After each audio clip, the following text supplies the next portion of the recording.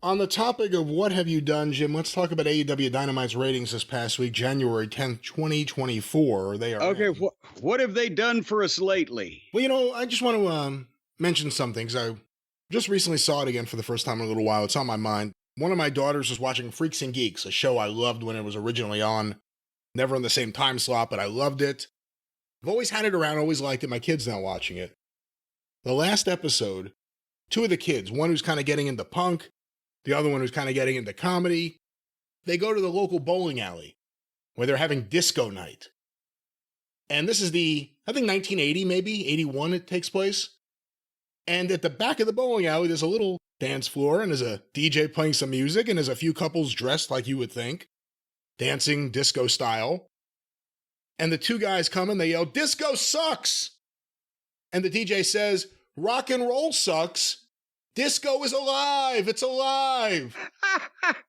And one of the guys points out to him, he says, "This place is empty." We've been saying for a while that you can love a lot of these guys that you're putting on this show, and they keep putting them on this show, but they're not getting new fans. They're not getting a lot of people into the buildings in a lot of cases. They're not getting their fans to stay around.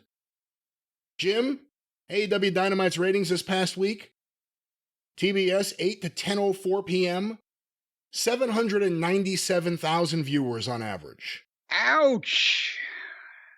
And I have a feeling there's going to be even more to this story from the glee that I hear in your voice. It's not glee in my voice, but it's just, what point do you acknowledge reality instead of doubling down over and over again on everything that's wrong? And I know there was strong competition. Trump was on one channel, the Republican debate was on another channel. Whatever. Oh, yeah, a lot of the AEW fans are going to be watching President Pig shit and the rest of his fucking criminal flock. But on the other hand, there was a new moon about to happen, so there wasn't really anything to see in the sky, so a lot of people were inside not watching the stars. Jim, 8 to 8:15 p.m., quarter one, these were compiled by WrestleNomics. Claudio Castagnoli versus Adam Page with picture-in-picture, 1,001,000 viewers.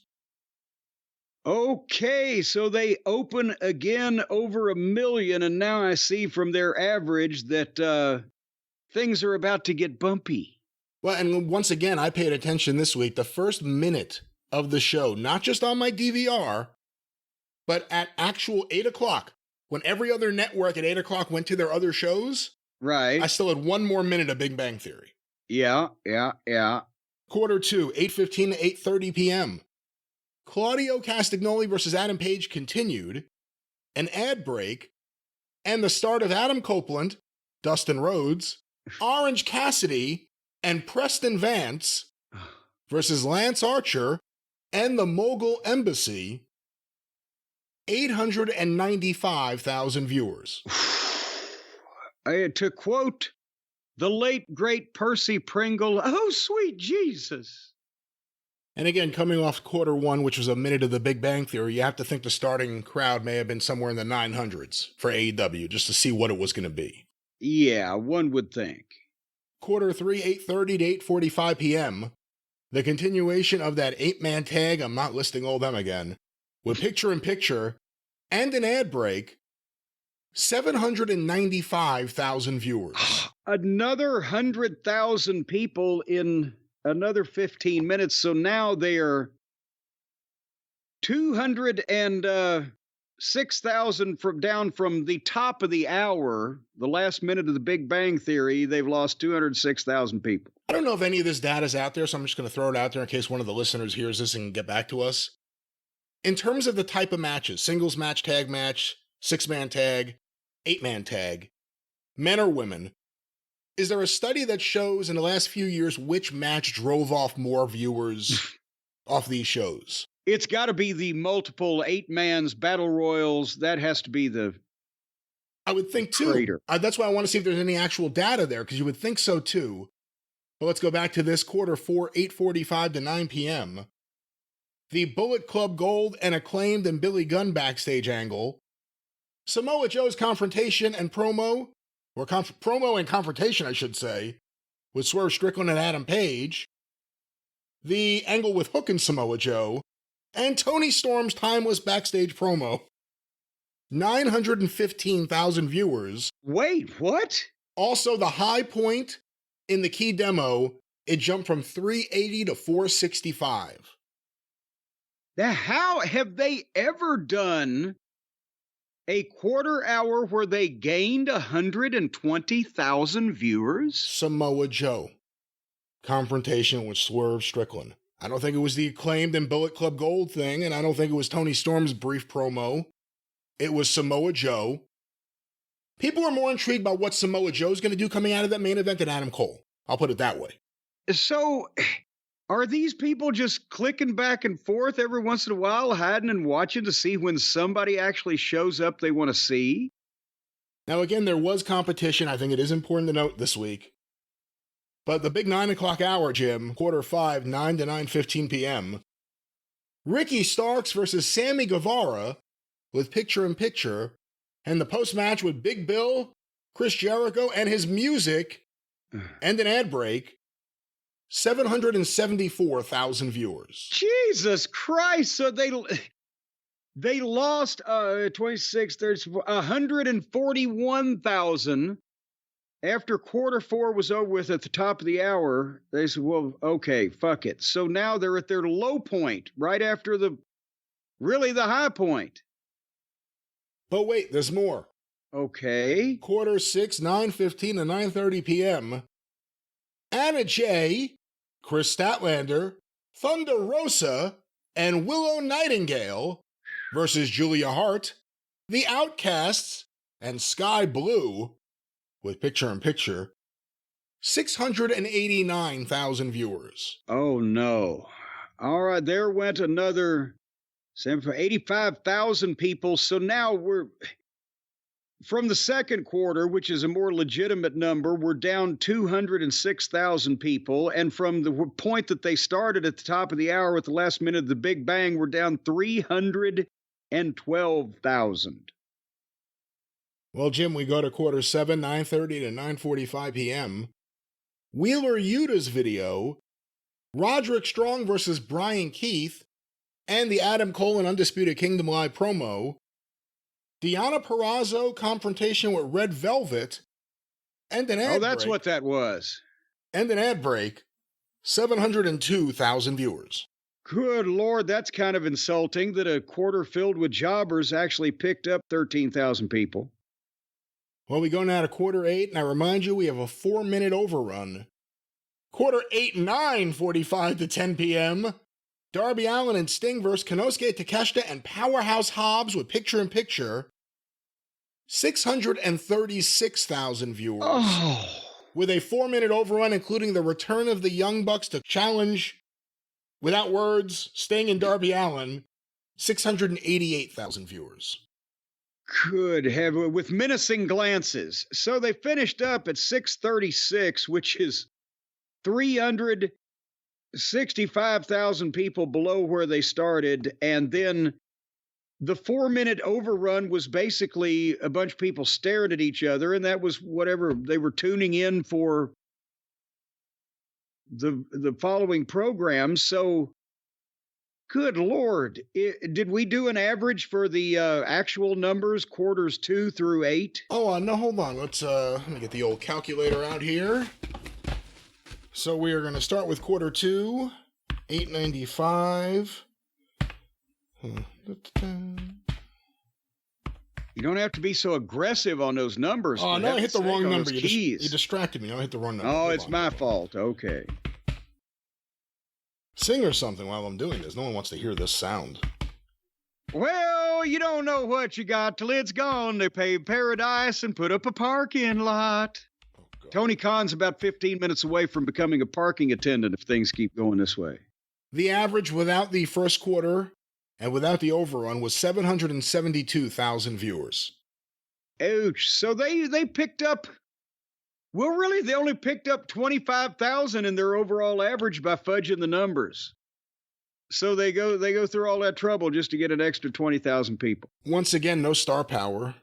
I mean, no real star power. No Moxley for AEW. No MJF. Jericho wasn't announced, and he showed up, and That may be a falling star or shooting star at this point. I'm not sure. But you had Wheeler Yuta in a video. I'm looking at the lineup here. Sting and Darby, Sting and Darby in the main event did nothing. They've done nothing to build up to Kesha and Hobbs that wouldn't just appeal to AEW's hardcore fans. Doesn't make sense to anyone else. And they were plugging that match with Sting and Darby, and they still wouldn't hang around for it through the rest of that brutal program. You know, again, I've said this in the past, and I'll say it again, and I thought about it again this week. Don't diminish the problem that is the commentary and how the same way Michael Cole in a lot of ways was detrimental to everyone. His style, the way he was being produced and the way he decided to do things was detrimental to everyone except Vince and Kevin Dunn. Excalibur and Shivani and Taz gets dragged right into it. It's not an effective group. They aren't commentators you could stand unless you're like, you know, again, really deep inside with AEW and loving it. Well, that's it's a struggle. With goofball Sockface, he's like one of these really dedicated tape trading marks of the 90s doing commentary on, you know, outrageous indie matches in his basement. Because imagine this, that's the way he started. And people are not going to listen to that shit. And he's not a good broadcaster, and he can't tell a fucking dramatic story without using 15 Japanese move names. He's not a communicator to a mass amount of people. And Tony is just yelling how great and funny everything is. He's not doing anything, because what's he going to fucking do with this shit in front of him? And you know, he's certainly not going to suddenly turn into Jim Ross or Bill Watts or Lance Russell or Gordon Soley or whatever the fuck. And you can't analyze as a legitimate sports announcer. You can't analyze most of this shit anyway. Bad commentators make it tough to care. That's my point. When you have bad commentators, it makes it tough to care about the show. It makes it tough to listen to the show and want to hear what's going on and want to hear explanations. When shit's going down and these three are just laughing about they're popping each other like during like hardcore matches and shit. Yeah, or, you know, on a crazy bump, they're laughing like, oh shit, oh look at that. There's so many problems there. And again, you blame the two guys in the corner yelling disco sucks. You say it's alive. It's empty. It's empty. They'll get a bump next week because there won't be a Republican debate and you'll maybe get Moxley or someone back. But they're not picking anyone up. They're losing people. And this isn't the first time they've had big competition. They're not holding up at all. Now, if there's any competition, they're losing more people. And yeah, the cable universe is shrinking. And think about this. How fucking miserable was this program when people would actually think, I'll switch this off and go watch fucking Trump or a bunch of fucking Republicans talk? Do you think Tony would have thought that because of those programs being on, which you would think, zap a portion of at least your over 50 audience for wrestling? If you know you have competition like that, is that the reason why you have, I mean, again, 2 8-man or 8-person tags, Claudio versus Adam Page, which doesn't mean anything right now. No, I think he still thinks this shit's good. Starks versus Guevara at the 9 o'clock hour? He thought that was okay?